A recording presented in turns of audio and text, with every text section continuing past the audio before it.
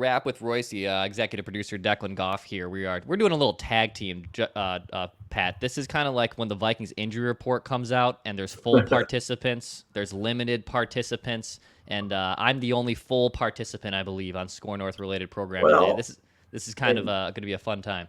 And you and I did Unchained yesterday. I think we're kind of taking over this operation. We We got the wisdom of age and the enthusiasm of youth. Who needs those other two guys? What was you and Phil, the curmudgeon and the punk 12 years ago? Yes. So it's the curmudgeon and the punk 2.0. I'm still a curmudgeon. I don't know if we can call you a punk or not. You're not as punky as Phil was. That's true. For sure. That's true. Maybe it's cocky, but not as What do we got going on out here? What are they drilling out in my back? Golden Valley. Who knows? Who knows? Maybe one of them can join SKOR North programming today at this point. I might have to roll over here and close the window. I don't know what happened. Give us a second, will you? Oh, Pat's going to close this window. All right. Here we go. Golden Valley. You never know what's going to go on there.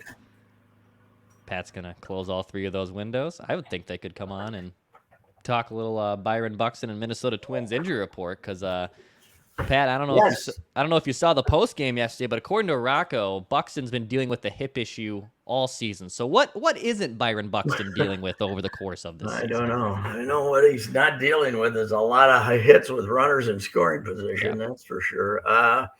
He's don't expect to see him, and I'm predicting this time they sit him for the 10 days. I think this time he's going on the DL.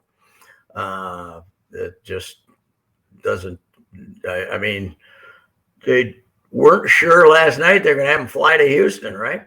Yeah. I don't know if he did or not. But they obviously, if Rocco was still talking about the possibility of him not going to Houston, they were rushing off to the airport to fly to Houston. So I don't think we'll see him for a while. I think we'll shut him down. And really, what's the sense of having him play in Houston? They're going to get their arses kicked 3 games anyway. Those pitching matchups are frightening. Yeah, Aaron Sanchez. If you get 6 runs in 4 games against Texas, it's not going to be. It's going to be ugly. What they were here the one time they were here early this year, right when the Twins were playing really good, they got outscored 21-3. The Twins by Houston. So. Yeah, I believe they'll throw Aaron Sanchez in Game 1 tonight, Pat. So they didn't like to go with Louis Varland. They're going to throw the veteran Aaron Sanchez for another go in Houston for Game 1 tonight. Yeah, I knew that was only a dream of mine that they would go with the young stud instead of the old guy. Give him another chance. But here's what Aaron's got to understand: he can pitch good tonight or bad. They're still going to end up DFAing him and bringing somebody else up. That's the way they do business. So, it's ugly right now. But what's amazing to me is, best we can tell, Emilio's still on the roster. Oh my God! How? I don't know how. What they are seeing that he has a live arm. What you haven't been able to get anything out of it. And this is 2 years in a row he's been a home run throwing machine, which you don't want in your bullpen. It's just I don't know what they still think there's going to be some reward for making the Taylor Rogers trade is incredible to me. But why? How can they be this inept at the plate? How can they be this inept hitting wise? And you look at the stats and they still have more 10. I saw a stat today. They have more 10-hit games than all but 3 teams. Well, they now have, I think some guy wrote this. I saw this yesterday on Twitter. They have 58 games where they scored 3 runs or less. Yeah. And they've been shut out. I believe they've been shut out the 4th most times in baseball, with like the Tigers and the Royals and just some really inept bad teams behind them. Do we know why Polanco didn't start last night? Was that just kind of give him a day off deal? Yeah, I did not. Then he came back in. It was nothing. He wasn't hurt, right? Did not hear the reasoning. But yeah, I believe 2 for 26 was the Twins' runners in scoring position total over the 4-game series. 2 and you have for to 26. A friend of mine covers the Rangers, and they were pitching the Japanese fellow on Sunday. And I asked him, Evan, I said, Evan, did this guy cost them some money to get from Japan? And he said, no, he was just a 28-year-old who wanted to come over here, and he's not good, he said. Well, he dazzled our fellas. It was just a collection of mutts that they pitched against them and just blew them away. The guy yesterday, I think that was kind of a spot start. They only let him go 4 innings, right? Yeah. And didn't make any difference. Didn't make any difference who they brought in. They stuck it to him. Everybody that pitched against them stuck it to him. It's over, buddy. It is over. It is over. They are not going to be 500. Really? They will not finish 500. Wow. I said 78, 84 at the start of the year, and I have a very good chance to be correct. So according to Fangraphs right now, Pat, they are projected, the Twins are, to finish 83-78. That would be in second place in the Central. I don't believe that would get them the wild card. They have a 37% chance to make the playoffs right now, according to Fangraphs. Tell Fangraphs to open their eyes and watch this mess. Okay, they're not. This is when now that what we've said all year, they got a pretty good lineup. They've had some injuries. They have a pretty good lineup. Their pitching's bad. This is as good as their pitching's ever going to get the last, 2 weeks? Mm-hmm. And they still can't win because they can't get a hit. So, yeah, it's bad. They're not. They're Carlos Correa, too, returning back to Houston tonight, Pat. Do we get some boos? Do we get some cheers? Do we get some trash can banging? What do you think we get from Carlos Correa's first step to the plate? I don't think they will boo him. Why would they boo him? I don't think they would either. But they got to be. They got the best record in baseball. They don't have to. Not best record in baseball. Best record in the American League. They don't have to pay him. They got the kid coming. He's back at shortstop now. He was hurt for a while. Who's a phenom. They should love him. They should give him a big hand. They don't have to give him $36 million, and they, and he helped them win a whole lot of ball games for about 6 years. So that's you got to remember how bad they were. Wasn't it 2015? Right? Like 13 to 14. Yeah, they were horrible. Yeah, and they, so he helped them out of that mess and turned them into, they've been the best. Them and the Dodgers have been the best team in baseball the last 6, 7, 8 years. So that's, the most consistently good team in baseball. Where they're beginning to, I don't know. The Yankees now won 2 in a row. They beat the Mets last night. They've come out of their coma, but I think Houston is the best team in baseball. I told you this before. They have this unlimited supply of Latin American pitchers who throw 98, 99, 100 coming out of the bullpen. They never run out of them. And hey, one, were you watching last night, sir? Yes, I was. The home run that the big hitter from Texas hit last night off Gray. Right, it was off Gray, right? The one on the second deck. Sonny, yep.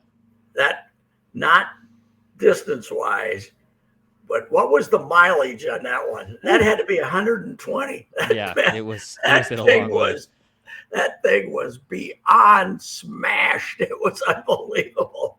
And it just, you were in danger of a ball getting hit in the second deck. That one was hit so hard. It was phenomenal.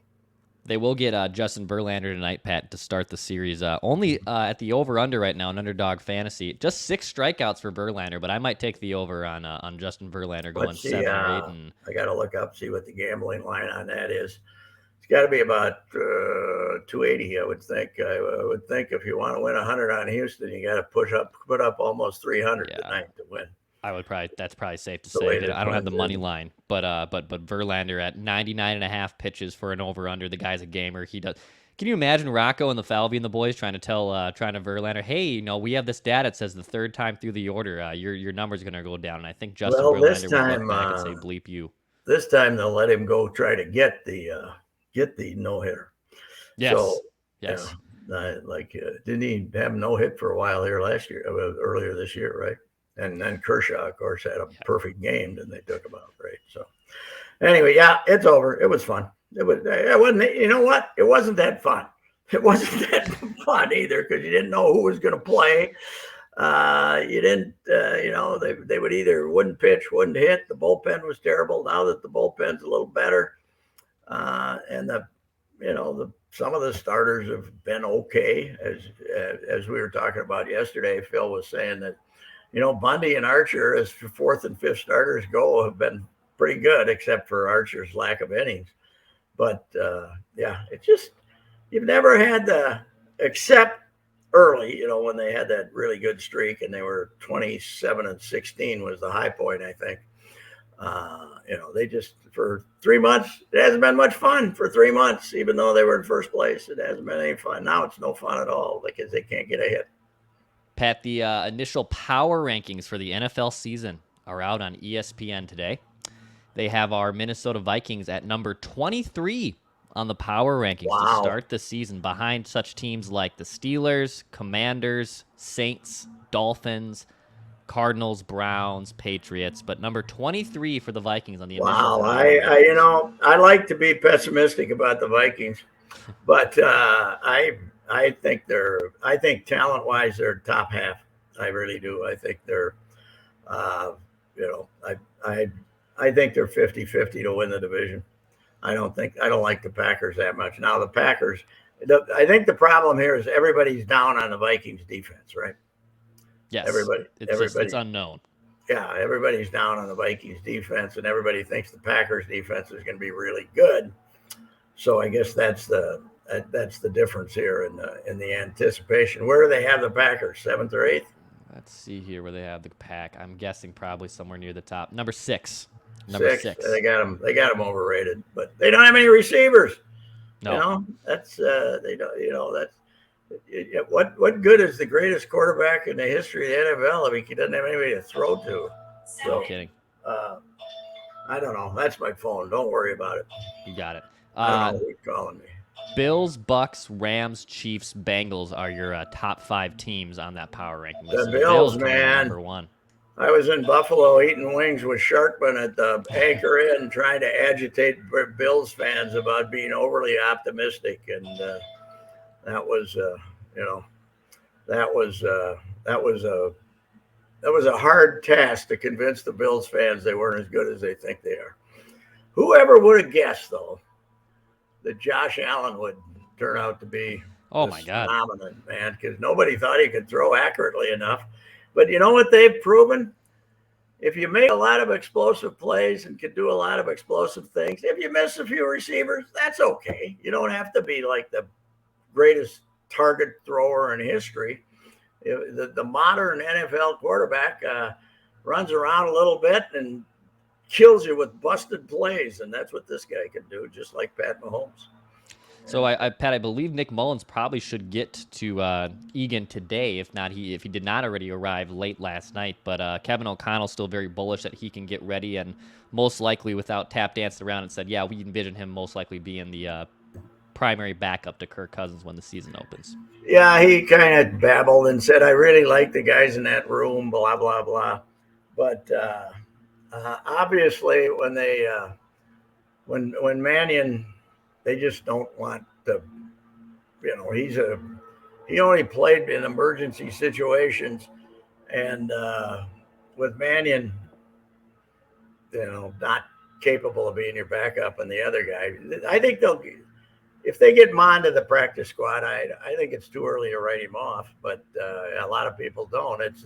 That's the modern NFL too, that you make really early decisions on quarterbacks, which in the olden times, they waited for 3 years to play, and now they don't. Now they want you to be able to play, at least by your second season. So, I believe, Pat, I don't know if you saw any of the preseason game, but Sean Mannion was throwing to their tight ends, and Zach Davidson, who's their Division II stud, I believe, from Missouri, dropped a couple passes. Johnny Munt, who was the other backup tight end, I believe, was inactive. If they don't have Irv Smith, I mean, we talk about the Packers not having any wide receivers. The Vikings are going to have absolutely no one to throw to in the red zone when it comes to those tight ends. Yeah, I would guess they're going to be claiming somebody, don't you? At the Yeah, they could. on a off when the waivers come. What do they now have 2 weeks before the opener? Yeah, Two basically they'll have weeks. one. Yep, they have one more preseason game this week, and then there'll be 2 weeks They between give the them regular that. season That's opener. kind of new in the contract that they give them Yeah. because you used to play your last exhibition and then you started the season. So now they give them 2 weeks off. Huh? Yep. So yeah, they'll Boy, have you two know weeks what? off. NFL exhibitions have become a bigger farce than ever. Oh I, yeah. you know, I say go ahead and play them if you want to, and look at the young guys, but you got to charge half price, don't you? Yeah. You got to everything's got to be half price. Beer, uh, tickets, you can't charge retail. I mean, spring training tickets are higher priced than they should be, but they're not nearly as high priced as regular season tickets. But you can't continue to do. You can't. Nobody plays anybody hardly. You can't do this. This is like, scrimmages, and you can't. You can't. When you're making the billions that the NFL is, it's ridiculous that they continue to gouge people, so they can, when they send out their season tickets, they can charge you for either 10 or 11 games, not 8 or 9, right? So Yeah, it's and to I'm me, it's guessing, Pat, ridiculous. they're going down to even less games. It'll be 2 games, I think, by 5 to 10 years from now. It wouldn't shock me at all. It's going to be two eventually. I think so. I bet by maybe the end of the Oh, they're decade, if not still going to sooner. try to get the 18th game, and Right. that And you know what the NFL players have proven? They will risk their health and their heads and their concussions and everything if you give them more money. If you put more money in the pot, they will. They were dead set against playing more than 16 games until they put more money in the pot. And now they're 18 games, though. It's going to be like watching the ER and the MASH unit when by the time the season's over. See, that's the whole thing. Now we're all trying to decide who's good, right? In the NFL season, we're trying to decide who's good. The Packers or the Vikings got a chance, or blah blah blah. Who's gonna play? Who's gonna get hurt?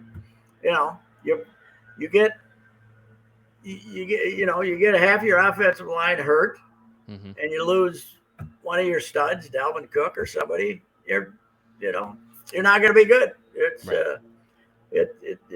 injuries are come up in all sports, but nowhere are they as likely to come up and ruin a season as in the NFL. Last thing on this, Pat, I was listening to the Levitard podcast. They had some Fox executive and on the pod, and he said within 50 years there will be a football game every day of the week during the season. Every what? Every day, Every every week? day, every day of the week during the season. So instead of the Sunday, Monday, Thursday, he thinks they'll migrate into having at least one game Monday through Sunday. At How least many some years form. from now? 50. Well, I don't have to worry about Yeah, then you'll be gone. it. Then Yeah, I don't. I'll be telling the next punk on this podcast Yes, about how right. they played Yes, 17, I 18 remember when games. we only played Yeah. an 18-game season. Damn it! That's You right. know, so. That's right. All right, All right, Pat. now they're Thanks mowing for my coming on, lawn. man. Now they're mowing my lawn out here. This was not a good day for background noise here. Our chance to really take over the station kind of got ruined by the aesthetics back out here behind me. So, All right, Pat. We'll be talking to you on Thursday, okay? all right, see you. Thanks, Pat. And that's Rapping with Reusse, presented by our friends at Federated Mutual Insurance, who have been around for almost as long as Pat, with integrity, equity, plenty of great things that are going on at Federated Insurance. Find out a list of businesses that Federated does protect at federatedinsurance.com.